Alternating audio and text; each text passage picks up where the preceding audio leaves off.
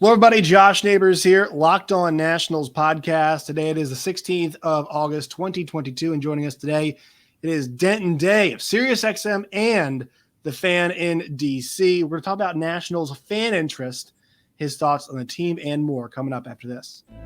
You are Locked On Nationals, your daily Washington Nationals podcast, part of the Locked On Podcast Network, your team every day.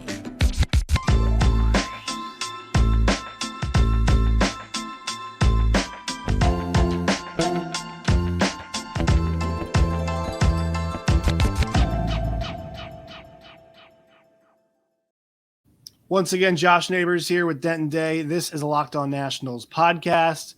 Denton, thank you for joining us. You are my colleague at SiriusXM, but also you are a big DC sports fan, and you're a producer, and you do updates over at 106.7 The Fan. So you have the pulse kind of the fans. First of all, thank you for being here. And how is your new gig? How long have you been at The Fan for, my friend? Josh, I appreciate you for having me. I've enjoyed my time there so far. I'm still relatively new. Like, I look at the calendar and I've really only been there for 3 months, but I've gotten to do a bunch of things, gotten to work with a lot of great people. And I agree. I do think I happen to have my finger at least somewhat on the pulse of what our fan base, not just with the Nats, but with all DC sports, is tending to think nowadays. So really, I mean, at this point, it's got to be trending towards Commanders talk, right? I mean, it's probably all systems go on that front, right? Because obviously basketball is not happening, hockey's not happening, the Nats are really bad, and the Commanders are in camp. And look, I'm not sure how good they're going to be this year. I think this division yields how many 5 straight years of a new winner in the. I think it's more than that. It's decade. It's crazy. So I mean, it gets handed off every single year. So I think there are some high expectations. Obviously, Carson Wentz coming in. I mean, is it all systems go on football, or is there any baseball stuff that's kind of lingering? I mean, it certainly is for me. I fully transitioned to the Commanders. I did the pregame show for the preseason game this weekend and helped out with the postgame show. I think we've sort of started transition there.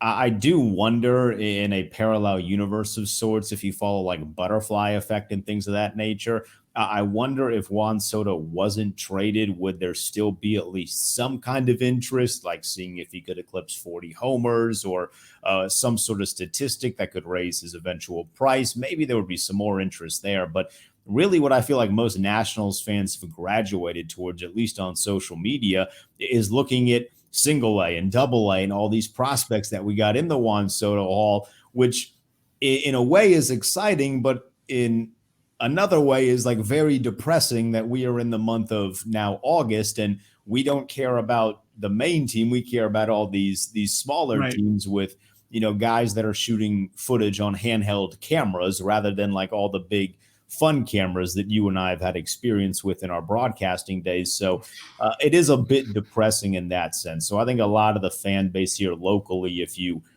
are a fan of all of the teams, you've certainly transitioned much more to Commanders. Yeah, it's interesting as two people who work in sports radio, on both sides of things, and have so in the past. What we do at SiriusXM oftentimes is very specialized. Now, you and I both work on the ESPNU channel, so it is much more general. But you and I also work on the conference channels. I work on the Big 12. You guys can see it back there. I also have the Locked On Big 12 podcast. You work on the Big 10 side of things a lot of the times. And that's like, it's focused no matter what. Like, this Nationals podcast is a Nationals podcast. It's a Nationals podcast. But it's so interesting to think about like general sports radio in cities. I mean, if the Nats were good every single day, you guys would probably be doing, a lot of Commanders, yes, but talking about, the performances the night previous, where the Nats are right now. Just for example, like the Braves last night, got a good win against the Mets, 13-1. They cut the lead to 4.5 games. They're still in a playoff spot. Like, we'd be talking about that, but when baseball teams suck, it's like, all right, deadline's over, put it behind us, we're gone. That's kind of the way it is, right? It really is. I mean, I'm sure there's going to be some people throughout the course of today. I mean, Josiah Gray pitched great last night. Yeah. And we kind of started to see a glimpse of, all right, if he can put this together long term, there's something here. But that's so minuscule. If you have to, sports radio is so much fun, but it's also very challenging at times. You essentially walk in with however long the length of your show is. And at the Fan, most of them are 4 hours. Mm-hmm. It's 4 hours of a blank canvas. So you'll get Josiah Gray for maybe 10 to 15 minutes, maybe have a Nats guest on. So that'll kind of kick its way up to 25 minutes.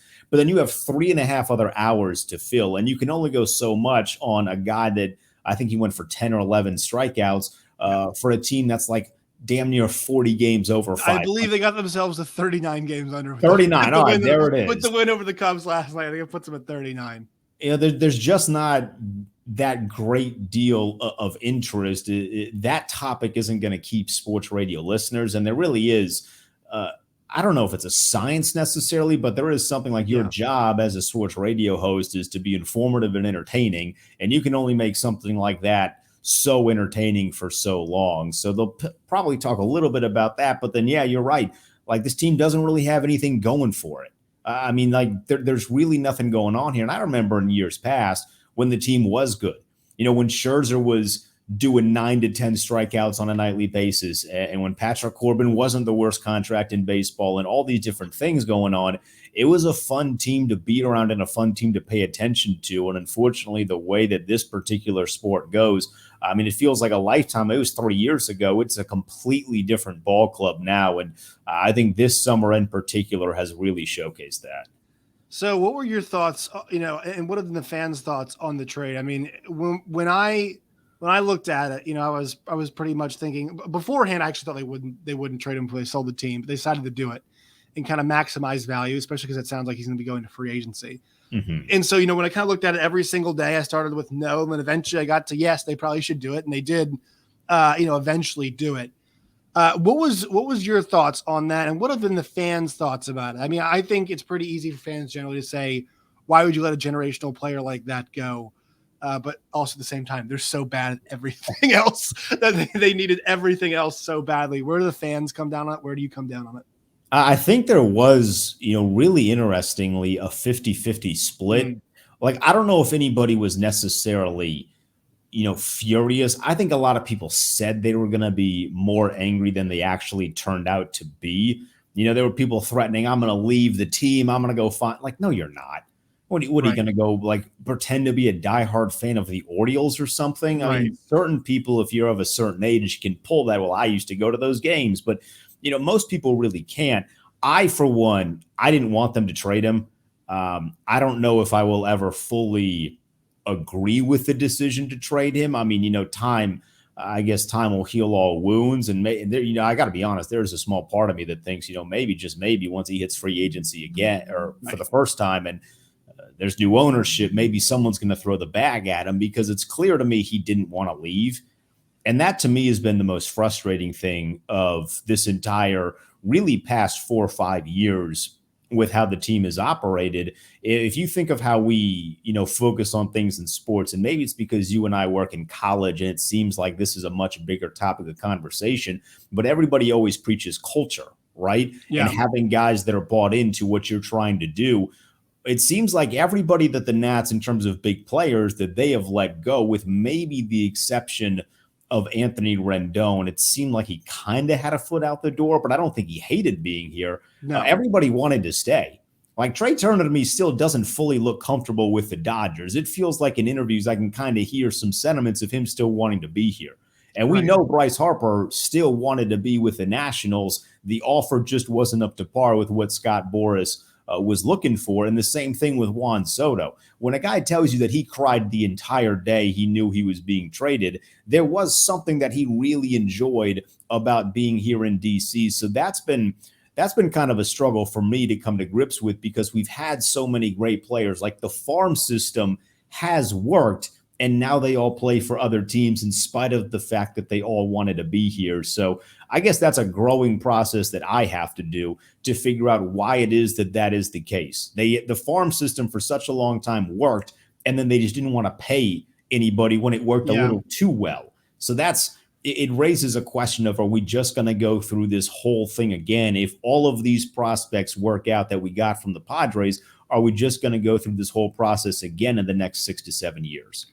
Yeah, it's interesting because that farm system, like, the one thing they did really well was hit on massive stars. Right. Think about, Strasburg, like I know he's gone now. I know it's been awful. We all hate watching this, but the guy was a World Series MVP, was full. Nobody was like that. He didn't deserve it. Fully deserving of that and the contract that he ended up getting. And then you get guys like obviously Juan Soto, they pull the international, the international pool, and it's like, oh my God, they just nailed that one. Bryce Harper, another. They've nailed like some generational type talents, and I think Strasburg still deserves to be called that in terms of talent. He was definitely that. It's not necessarily manifested. They've always mixed that in with good signings.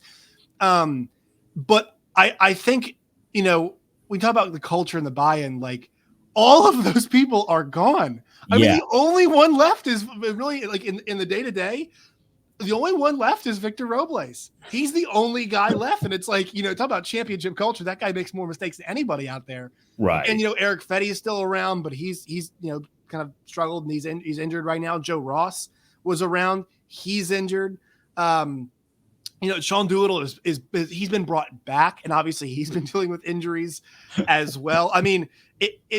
Patrick Corbin, good Lord, it's like they had this is a guy that was, the first guy out of the bullpen for them was a starter, first guy out of the bullpen, and they just had to give this guy a rest because he has been the worst starting pitcher in the entire. It's like culturally, it's just so different, even though there are still some remnants.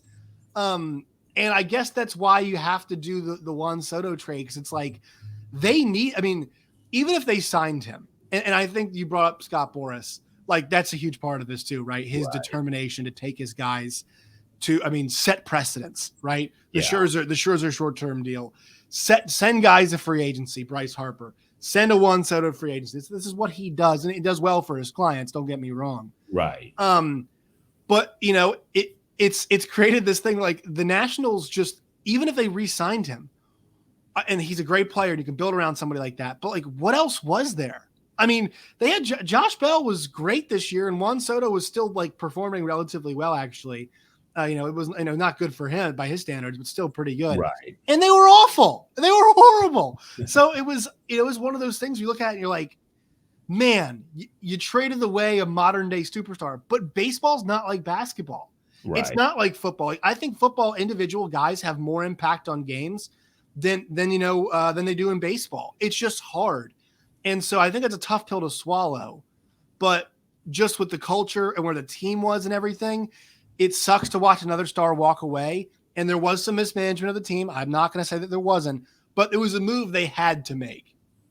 Yeah, they did. And I kind of came to grips with that. Not I don't know if I'll ever again. And nobody should be 100% with it. It sucks to watch 22 walk out the door, and he might be the best hitter in the league right now. But it's something they had to do, and I think that's because ownership has never really been one to pay in free agency, and that bothers me a little bit because when you think of the city that we live in, is it New York or Los Angeles in terms of money? Not quite, but it's not like we're a small market, right? Right. We're not the Pirates or Tampa Bay, and those are all great cities, I'm sure. I've never been to Pittsburgh. I've heard nice things. Tampa, I think, is great. But like when you think of finances, the owners should be able to account for the money to Juan Soto. Like the craziest thing to me was it really wasn't that much money, all things considered. The way that it was leaked, and I have some thoughts on the way that it was leaked. The way that it was leaked was made to focus on the 440 number rather than like the 25 AAV, and $25 million per year for one guy. I know it's not, basketball or football, but in a sport where there's no salary cap, it's really not that much money. And I've always been frustrated with the Lerners' inability, lack of desire to go out and pay for guys in free agency. So what if you're paying to win? If I'm paying to go to a damn baseball game, I would like to see them win. So if you're asking for fans to pay so much money, and it's expensive to go to a game nowadays, yes. Like parking in itself is like $30, $40 around the stadium, which is just an absolute it's a shame, really. And then the prices inside the stadium, if you're going to ask us for all this money, I feel like the least that you could do is go and pay for some superstars. And they've done a really, really bad job of getting themselves extra income as far as owners are concerned. Like, I love the name Nats Park, but for the love of God, put a sponsor on it. I mean, that's an extra 10 to 20, maybe even more millions of dollars per year. Get a better television deal, like find a way to get out of the Masson. The Masson contract is horrible. It's horrible. Yeah. And NBC Sports Washington is sitting right there. And they do a pretty decent job, all things considered, when they broadcast Wizards and Caps and when they do the Commanders preseason games. I think they do a pretty good job. So they've really shot themselves in the foot. And now we're going to end up paying for it as fans for the next 5 to 10 years, even if they do end up selling the team in the near future. Yeah, I think that sale is going to come here pretty soon. I think that'll be refreshing for Nats fans. And look, the Learners did get a championship, right?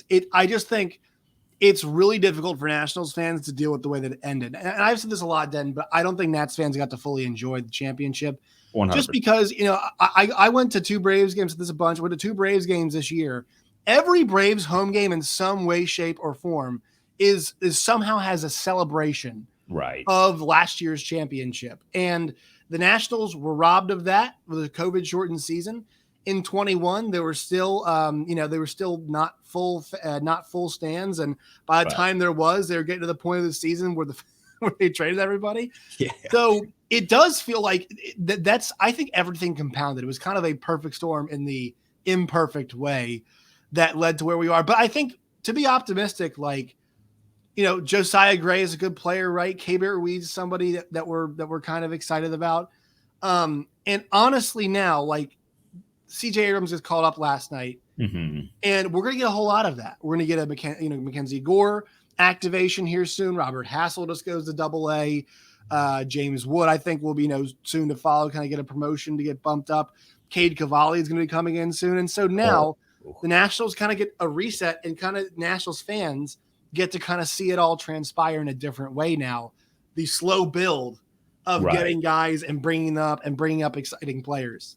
And knowing that that's going to happen and that we've gone through that before, I think has eased a little bit of the Soto fallout, because that is an exciting thing to pick up with, knowing that you can't go back. I can sit here and tell you all the reasons why I think they should have kept Juan Soto, and we can go back and forth, but the reality is they didn't. And now they have all these guys. So I do think it'll be small bits of excitement to see these guys come up and to see them have some sort of success. Like the thing with Josiah Gray, I almost feel bad that we don't care about the team right now, because that's something that's cool. When you have a guy that was a big part of that Scherzer, he was one of the mainstays of that Scherzer Trey Turner deal, to see him showcase that he can be a guy that can go, 9-10 strikeouts in a game against the Cubs. And I know the Cubs aren't very good, but that's still something that should bring, small elements of excitement to the fan base. Yeah. So I will admit, as we move forward here, it's something that I'm looking forward to, because I do remember what that was like when it was the eventual World Series team building up and seeing Juan Soto come up and then seeing Rendon and Harper and all these dudes. So I am excited for that when we eventually get to the point where we are more competitive. And it's hard to get worse. 39 games, they're awful for crying out loud. It's just awful to watch. Yeah, and it's also the one thing too is if you're gonna buy a jersey for right now, I know it kind of sucks, but hopefully there'll be a bunch of guys, if you're Nats fans, you're gonna buy it. Honestly, right now, if you're to buy a jersey for one player, who would you get a jersey for? Well, this is hilarious. So when they released the Bloom stuff, right, like the cherry blossom stuff, they had that huge party, and I just happened to be in DC. I think it was the day I was interviewing for the first time and meeting everybody at 106.7 The Fan. So this was all the way back in either May or April, whenever it was. And I walked into the team store when they were doing this big party, and I had to have a conversation with myself. I'm like, I see all these names up here. Do I go with Juan Soto, who's my favorite baseball player ever? Or do I know that in the back of my mind, he could eventually end up leaving? So I pulled the trigger on Ryan Zimmerman. I have the Zimmerman shirt. No, Ryan Zimmerman's not leaving. It's past that. He's not going to come back out of retirement and be like, you know what? I want to play for the Braves. It's not happening anymore. He can't leave. So I went and I picked the Ryan Zimmerman shirt up, because I just didn't trust anybody else was going to be here for the long term to where I could wear that proudly. I understand. That makes sense. Denton, appreciate your time, man. Where can people find you and your work and all of its variety? You can hit me up on Twitter at the Denton Day. Catch me every now and then on 106.7 The Fan, whether it's way early in the morning doing updates or eventually hosting some late night shows. We got a lot of young talent over there, so it's fun to be a part of that group. Awesome. Denton Day, 106.7 The Fan, SiriusXM, variety of places you guys can find them. Also the Denton Day on Twitter. Appreciate your time, man. Thank you so much. Yeah, appreciate it, Josh. Anytime.